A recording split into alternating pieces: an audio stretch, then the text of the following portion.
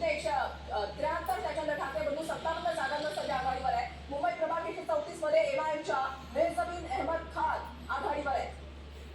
मुंबई प्रभाग 134 मध्ये एमआयएमच्या उमेदवार आघाडीवर आहेत. आकडेवारी पुन्हा एकदा आपण पाहूया. भाजप आणि शिंदे 73 जागांवर 57 जागांवर आघाडीवर आणि काँग्रेस आणि वंचित 9 जागांवर या ठिकाणी आघाडीवर. भाजप आणि शिंदे 73 जागांवर आणि ठाकरे बंधू 57 जागांवर आघाडीवर.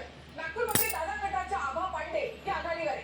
नागपूरमध्ये 11, त्याच्यानंतर पुण्यामध्ये दादा गटाच्या रुपाली पाटील तब्बल 2100 मतांनी मागे पडलेले आहे.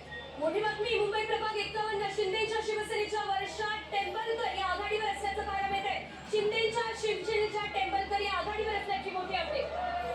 तर मुंबईमध्ये 11 आपण या ठिकाणी पाहत आहे. मुंबई प्रभाग 51 मध्ये शिंदेच्या शिवसेनेच्या वर्षा टेंबलकर